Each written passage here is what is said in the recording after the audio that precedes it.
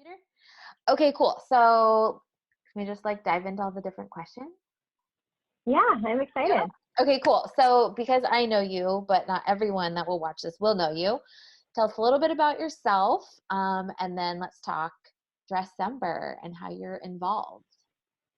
Yeah, nice to meet you guys. My name is Talitha. I am the board chair of the Dressember Foundation, and I met Jess 2 years ago. I worked at the Giving Keys, and she worked at our partner organization, Chrysalis, and so we connected through there.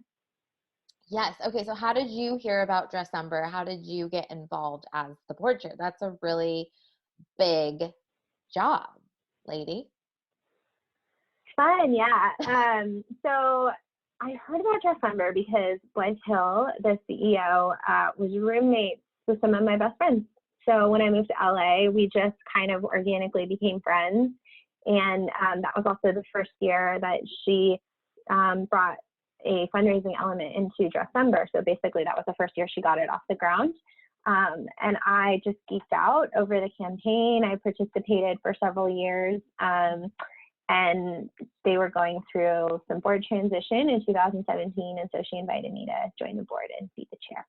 Oh my gosh. So cool. I've actually been thinking myself, it's kind of embarrassing that I am not a participant in any nonprofit board, and that I'm ready. But you're like the chair. You're like in charge.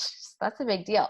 So just to Yeah, back, it's a lot of work. yeah, just to back it up a little bit for people that may not know what Dressember is, can you just give us a little, who are you? What do you do? Who do you serve? Background?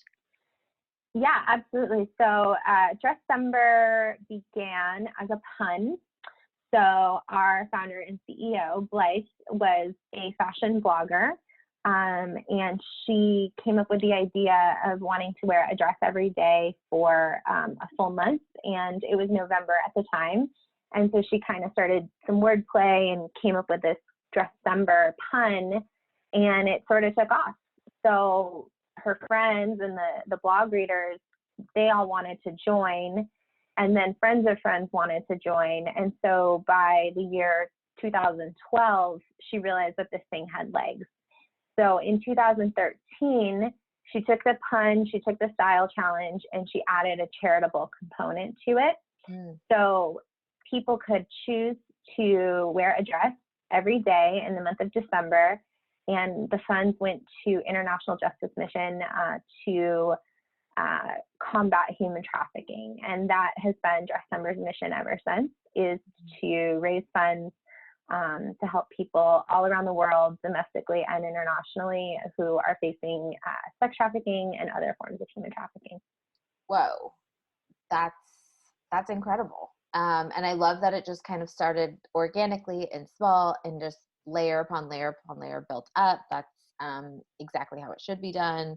Can you walk us through, okay, so you guys do this campaign every year. Is this campaign your main source of revenue throughout the year, or it's just kind of a piece of the puzzle financially? Yeah, I mean, this is a massive piece of the puzzle. A huge bulk of our funding it comes in December, and then we have overflow coming in through January as well. Okay. We have been trying to get creative to come up with auxiliary funding, but it's just one of those fundraising models that peaks and then goes down and then peaks again. Yep. Okay, cool. So if like someone had never heard of Dressember before, or this annual campaign that takes place every December for the entire month, explain what it is. Explain, you just said what the money goes to be raised for, but like logistically, are people like actually wearing a dress? Are people buying dresses? Are people telling their friends to do what? Like, tell us what it is. Yeah, absolutely. All of the above. So it's a peer-to-peer fundraising campaign. So you would go set up your page in the fall, typically. So you set up a page, and then you commit to wearing a dress every day in December, or a tie, whatever you feel most comfortable wearing. Okay. And then you post photos online, you post a link to your fundraising page, maybe you form a team, and you let your community know, I am doing this. And it photographs well, wearing a dress while you're skiing, wearing a dress doing anything in December is kind of funny. That's clever. So you post these fun photos and ask people to make donations, and it all adds up. Last year we raised $2.5 million just from people getting $20 donations for a month straight. That's so incredible, and I want to get into that a little bit more. Okay, cool. So it's based on a peer-to-peer fundraising model, which I also have so many questions about. And it's your major campaign. So, I mean, when do you guys start planning for this thing? This thing takes place in December. So when does the fun begin again? Well, it used to kind of get slow. So January is Human Trafficking Awareness Month. So we would go pretty big in January as well. And then it would get slow.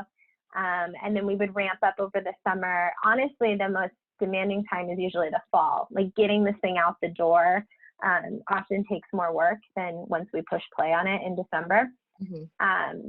But at this point, we have shifted gears so that you can, the moment the 2019 campaign closes, you can set up a page for 2020. So now we currently have people who have a page open for the campaign that they plan to do in December. Got it. Okay, cool. So let's talk about these pages a little bit, because your fundraising model relies so much on peer-to-peer fundraisers. What technology do you guys use, or do you use like custom CSS to have individual pages that people can set up? We work with a organization called Fundraise, F-U-N Raise. Yep. So they're one of several really premier peer-to-peer fundraising technology companies out there. Yep. So yeah, they power our pages. Okay, cool. So they will allow us to have a little bit of, behind the scenes reporting, a little bit of an ability to set up a front facing website, and most powerfully of all, give everyone their own unique fundraising page. What's really been a big deal for us this past year, and I think is going to continue to only go up, is integrating though with programs like Facebook. So Facebook fundraising is like the secret weapon right now in the peer-to-peer space. It's amazing because they are syncing up with all of these tools like Fundraise, like Classy, like Donor Drive, and they don't take any processing fees. Yep. So it's just a nice little, if that's where the money comes in, great. Like the fees are lower. My favorite thing about Facebook fundraising, though, is that it kind of does the work for you, in that it will solicit the donations from your network, and it will remind you as the fundraiser, hey, do you want to post about this again? So that has really elevated a lot of organizations in the peer-to-peer space to just get a little fundraising bump. Amazing. Just logistically with that, when you use Facebook as your fundraiser, and I think you just said that it integrates with Fundraise, do you get to capture all of the donor information like you would if the transaction was happening on Fundraise, or do they kind of just send you the lump sum? So it's a little bit more difficult to steward after the fact. That's the con of Facebook fundraising, is you don't get the donor information the way you would. That is, obviously something that all the nonprofits are complaining about. So maybe Facebook will open that up more. Yep. So the pro is lower processing fees. The con is less donor information. And it's easy. It's like for the fundraiser, it's easy, which is a primary goal. Okay, so let's talk about peer-to-peer fundraising. Like, how are you finding these people? Is it word of mouth? Like, take us back a few years when you were just getting involved with this campaign, and maybe you weren't raising $2.5 million, dollars, and you had a much smaller kind of peer-to-peer base. Like, can you walk us through any kind of strategies you may have used to recruit people or get people to buy in? You haven't been around that long, so it's not like you have 30 years of history, on your side. So you've just done so much in a short amount of time. It's super impressive. So I want to know everything. Yeah, so we are a grant-making organization. So the funds we raise go to frontline nonprofits that are executing human trafficking services. So if someone is going to come on board as grant partner for us, one amazing thing that will happen is they will be a publicity amplifier for us. They will tell their donors, hey, this is something you can do. So initially working with International Justice Mission, they're really the biggest players on the block when it comes to this issue, and they were very generous to let their community know. So it was a really strong partnership from day one, and they really helped us capture people's attention. Other things that are really important are, why I say the fall is the busiest and most important time, is you want to get people posting in late November, because if it's December 2nd, someone will think, oh shoot, I missed this, I can't come on board because I didn't start on December 1st. So that's probably the most organic way we get people to come on board, is they just see a friend talk about it a week before the campaign launches, and they say, oh, I want to get on board. And then we work with a lot of, so being in the fashion space, there's a lot of human trafficking that goes into, and a lot of slavery in the way that clothing is manufactured. So we have really strong partnerships with fashion brands that are ethical. So they, and I'll talk about it later, the incentives. When we partner with a brand that is hoping to elevate their brand awareness to our base of people who are very concerned about ethical fashion, then they let their buyers and their fans know, hey, this is something you can do too. So that's been another major area of awareness for us. I love that. You guys have all of these, not necessarily crossover audiences that are promoting or sharing in partnership with you all, which is super, super, super smart. I love that. What do you do to make it super easy for a peer fundraiser to say, sure, I'll do that? I mean, we talked about the page, which makes that super easy. We talked about Facebook. Do you guys provide them any other tools or assets to make posting, sharing, raising money super easy? Yeah, we do. We're lucky that our campaign is a full month long. You know, a lot of people try to fundraise maybe over one day or over 1 week. And so getting the comm splits out can be really hard. But because we have a month to talk to our donors, that gives us time to sort of mentor them and help them take things to the next level. So we'll be emailing them graphics and recommended copy. They may decide to buy one of our dresses or ties, and then they'll post about that and talk about that. And then another thing that we do, what I said with the incentives, is by partnering with these brands, let's say you raise $250 and then you get a free piece of jewelry sent to you from an ethical jewelry brand, that becomes a motivator for people because they're at that $200 mark and they have a couple more weeks. Let me unlock that incentive so that I can get this free jewelry. This is a lot of coordinating on your all's part. I mean, we could probably do a conversation on each one of these topics. So I guess, I looked at your guys' website before we spoke. You don't have a giant team at all. No. I think there's less than 10 people, unless I counted wrong. Yeah, on staff, there's, I think, there's 5, 4.5. Wow. So you have someone kind of logistically, I'm guessing, managing all of the peer-to-peer fundraisers. Like, rough estimate, how many did you have last year? Oh man, I don't know. In the hundreds and the thousands? Oh my goodness. Yeah. Okay, so you have somebody like kind of steering that ship of people, communicating with them, providing them the assets, problem solving, all that stuff. So there's that person. And then you have someone that's operationally like mailing out these incentive pieces at different levels too? It's kind of complicated. So we tend to have more success when the fashion brand will execute the mailing on their side. Okay. So oh my gosh. Yeah. Wow. So Okay. we do, we work with Elegant Tees for our merch. So if you go to our website and you buy one of our dresses, Yep. they will mail it to you. If you unlock that bracelet at $250, the brand partner will ask you to fill out a little form, and then it'll be mailed to you.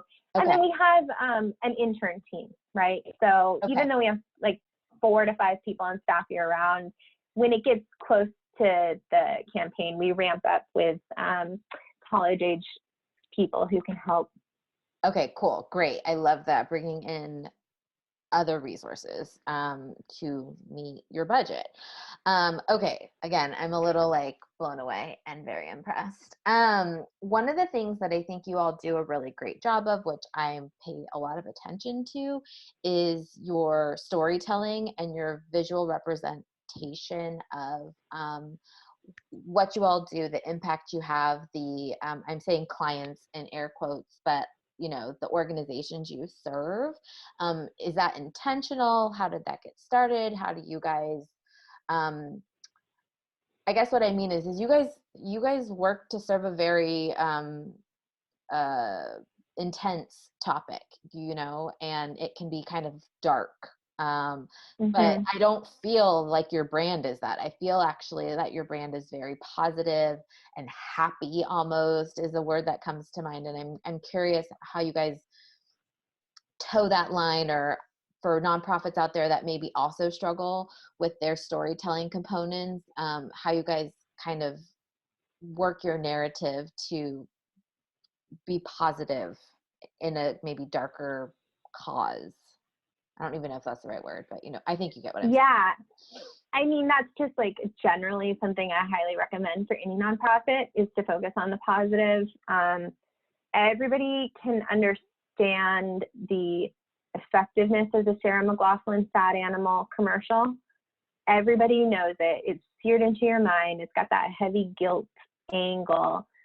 But that, even with just me bringing that up, you probably have a feeling like, oh, and that's not what we want to do. We want to have fun and joy and show someone, shoveling snow in a dress. And, we do, of course, talk respectfully and seriously about the issue of human trafficking. But I would say that the joyous posts are probably 70 to 80% of the content that we put out. And it's kind of like a sandwich, it positions it that like, okay, I'm ready to deal with this hard, heavy topic because I'm also personally having fun. I'm personally seeing the joy and the celebration in it. So that's the way that we create our content. And our biggest strength is Instagram. Different brands are going to have different strengths elsewhere. Yes. So the content we create looks, best for Instagram, and people want happy things on Instagram. So that's what we're leaning into. Yep. Okay. I love it. And I think that that's super smart. Do you guys, leading up to the campaign, do any sort of like batch work of like photography, video? Can you walk us through what like maybe that map of communication pieces might look like for someone that is thinking, well, maybe I want to do some sort of campaign, but like, what does that mean? Because it's certainly not like one Instagram post and you're done. It's a whole bunch more, especially for a campaign that's 30 days long, which I would say is on the longer side. I feel like most online campaigns are more in like the 10 to 14 day range. So, so you guys have to produce almost double what probably normal organizations are doing. So what does that look like? How do you pull that together? Anything you can share? Yeah. Well, first of all, we have a fully dedicated communication staffer who she's the visionary. This is her baby, is telling this story. We do have pretty firm brand guidelines so that everything we put out just looks like the way Dressember is going to look.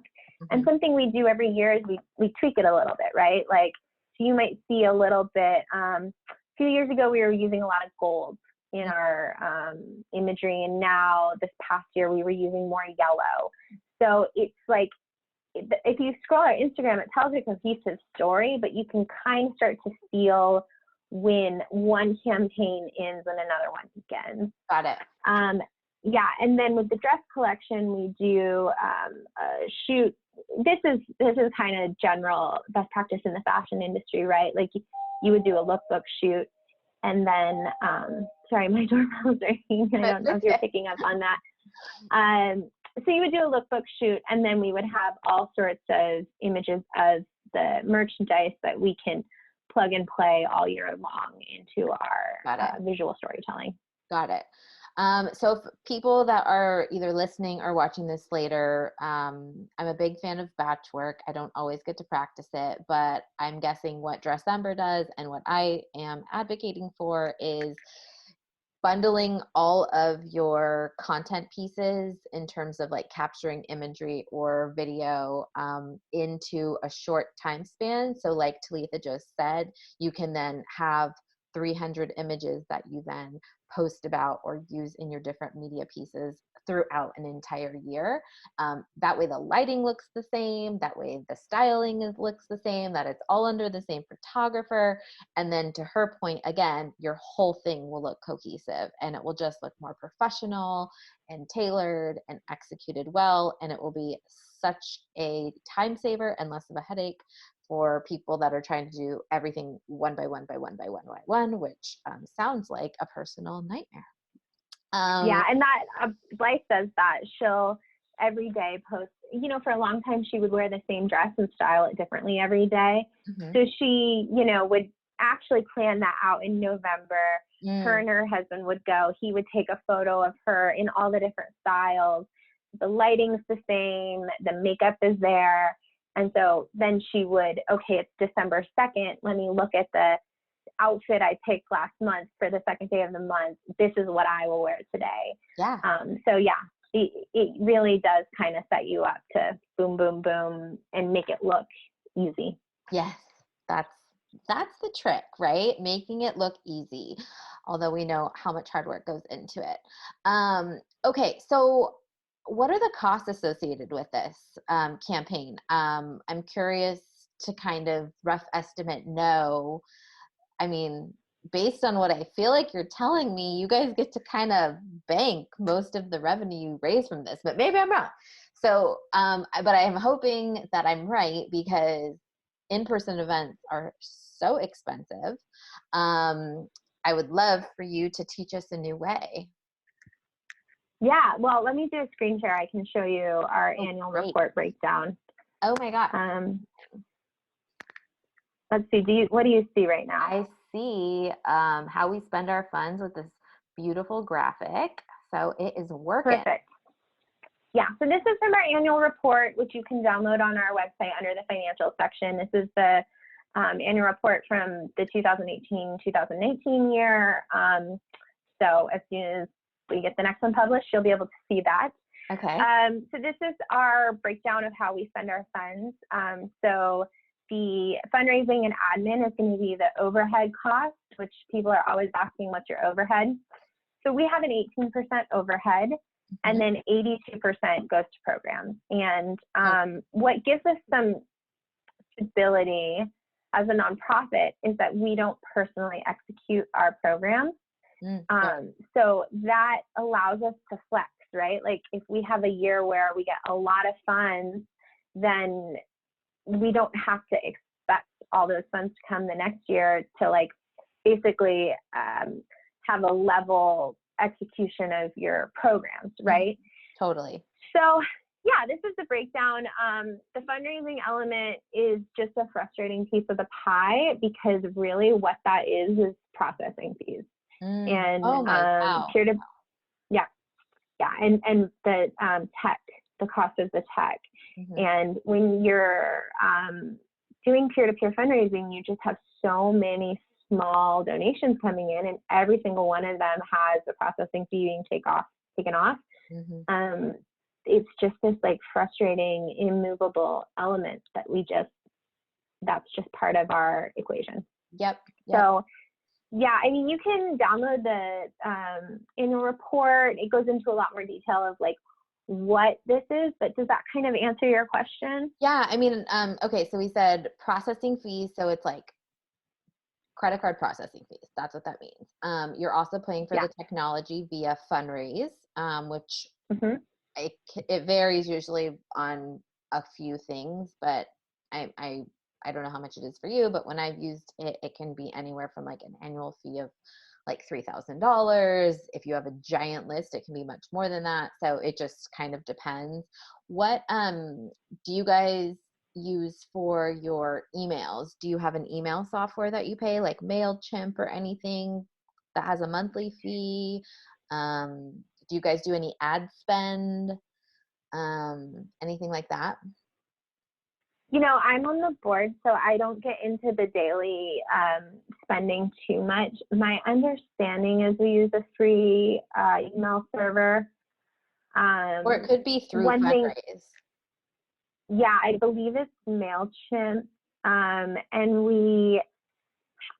if we haven't done ad spends, I don't believe in the past, we have invested money in marketing events. And we have at times invested money into publicity, PR. So getting celebrities to post about us. Yep. And getting news coverage. Yep. Yep. So we try to experiment, and that really that's over here in this admin element. It's not much money that we have to play with, but we do usually have a little bit of money, and we'll be like, well, maybe this year we'll invest it in trying to go to events. And then the next year we'll say, no, let's try to invest it in a PR spend. Yep. And just for people, again, that are not able to look at this, pie, again, it says 13% for fundraising, 5% for admin. So that's 18%. If I got away with spending 18% of the revenue I made on fundraising and admin for an in-person event, people would be like, I don't know, like jumping off roofs and like running naked through the street. Like that would be considered so low. On a good event, it's 25%. On a first time event, the numbers can be anywhere from like 30 to 50% of the revenue you make will actually go to pay for expenses like food and venues and rentals and travel and AV and all of this stuff. So again, I think that this is just such a smart solution, and the fact that it's what you guys go ham on, you double down on it so that you're maximizing your fundraising potential is so smart. That was super. Yeah, and I mean, we have hosted events before, and they're expensive. So we're proud of the funds that we're able to raise, but you really can't get the overhead the way most donors want it to look when your approach to fundraising is all event focused. Yep. So on the flip side of that, you said last year you guys raised $2.5 million. Oh my goodness. Was that your guys' goal, or did you overshoot? No, we pretty much hit it. Our goal was 2.5, and we, like, in the very few last days of the campaign, we were like, oh, we did it. The one thing where we kind of were a little bit off, we partnered with IJM Canada so that our Canadian donors could basically have the whole Canadian experience. They get all their tax receipts. So we ended up raising a lot more in Canada than we expected, and then we fell a little short in the US. And so at the end, it all evened out to exactly our international goal. But yeah, that was our first year having an exclusive Canada group. So now we have a benchmark for what we would hope that group will perform with in the future. Oh my gosh, that's so cool. Do you, besides Canada, do you guys have donors from elsewhere in the world, or is it just Canada and the United States? No, we do. I think we've had participants in every continent except Antarctica. So we're still gunning for that. Yeah. And that's a challenge. I mean, an international donor wants that tax receipt. And when you're a US-based nonprofit, it's the logistics, the expenses of getting an office set up in all these countries can be very demanding. And so I think I've known a lot of nonprofits that wrestle with that of like, well, we have a small group of donors in Australia. Like, what do we do for them? How do we honor them in a way where they're getting the tax benefit, but also in a way that is responsible with the funds, which was why we were this year moved forward with a Canada experience. So I don't know if we'll be doing something like that for our other countries that are more interested, but definitely most of our support is coming from the US and Canada. Still so amazing. And that's a big kudos to you guys for pulling it off, because you're right, it can be a big logistical administrative headache. But it sounds like it was worth it, which is so great. So how long has Dressember been around again? Did you say 2012? 2013 was the first year that there was a fundraising component, and that year we were not a nonprofit. We were just people supporting international justice missions. And then after that, we were like, oh, let's go ahead and become our own organization. Okay, so in like the better part of 5 or 6 years, you guys have taken this thing like a rocket ship to the moon. I imagine you have a ton, I mean, I know you have a ton of loyal supporters, because in addition to knowing you and our friend Britt, I also have a very dear friend that I used to work with at Chrysalis, Ginger, who's like a super champion for you guys, does your fundraiser every year. And so you've built this base, this like fundraising base that then I'm sure you guys work to kind of cultivate and steward throughout the year. Following the event, do you guys do anything to really recognize the peer-to-peer champions or the donors that have come in? I'm just curious from a stewardship perspective what you all do to kind of love on your donors. Yeah, for our very top donors, our top 2 donors, they will win a free trip international to go see the programs Wow. So that's really special. For, kind of the mainstream, probably the easiest, and it's not easy, but probably the easiest way that we honor them is coordinating these incentives, right? So you get the jewelry or the whatever it is mailed to you.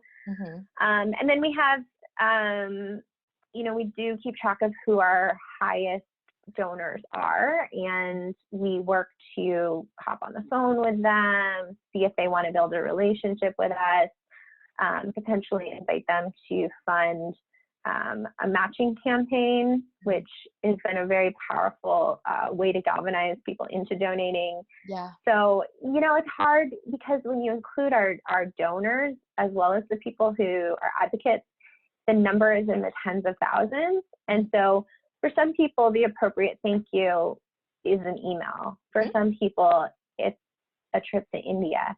So, we try to hopefully thank everyone. Hopefully they feel that way. So. Definitely. No, I love that. I love that you guys prioritize. I mean, everyone that's a donor and everyone that's a peer fundraiser should be thanked. It sounds like you guys are doing that. But to really recognize people that go all in, I think is really special. And I think that I would encourage nonprofits to think that way too. So that's awesome. Okay, so 5 or 6 years later, and I know you got involved in closer to 2017, but even since you've been involved for the last few years, is there anything that you guys have done, tweaks you've made to just tighten up or improve the program, or lessons learned that maybe a nonprofit that's like, okay, I might try something like this year? What's something that you would have, what's the saying, wish you known, something you know now that you wish you knew then? I will say there's 2 things. So it's a challenging business model to really only be fundraising in December and January. So we have experimented with spring fundraising. So for 2 years, we hosted a 5K in Los Angeles where you would run the race in a dress or tie.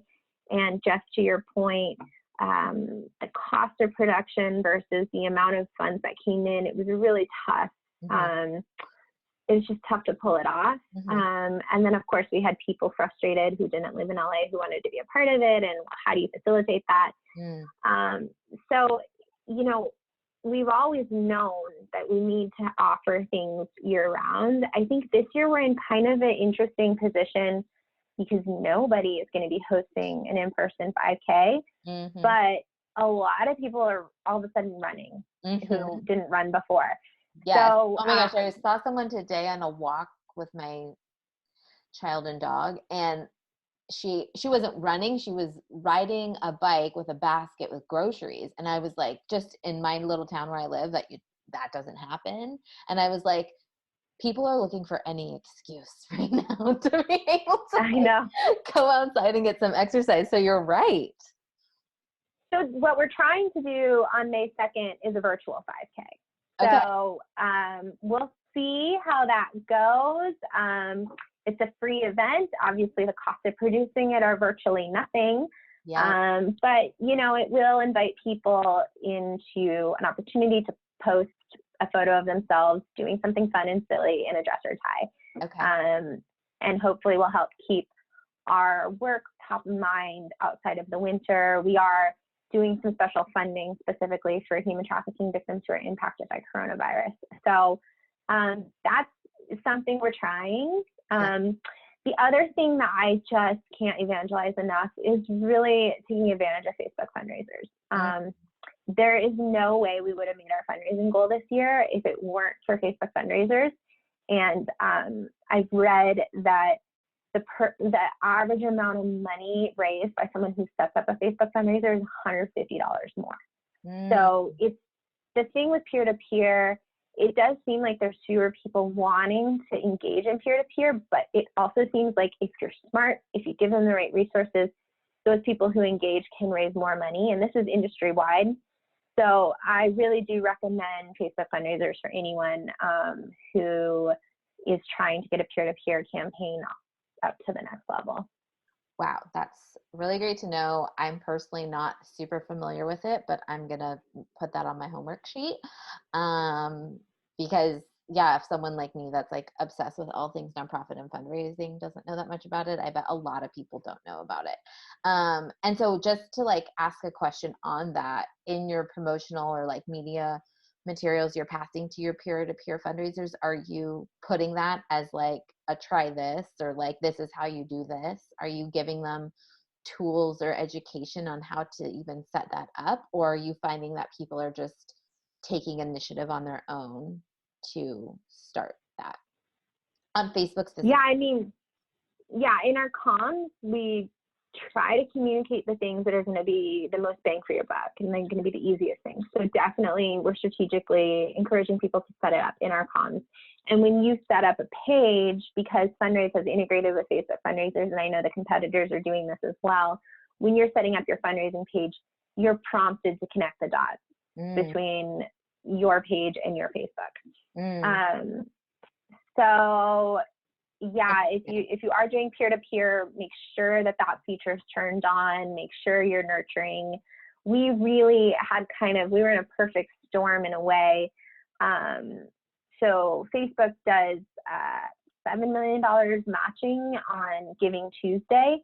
And this year, Giving Tuesday lined up almost identical with the start of the December campaign. So that really we were able to harness pretty powerfully. A lot of years we're not going to get that lucky, but that was something we did this year. Yeah, that's so, that's just perfect, isn't it?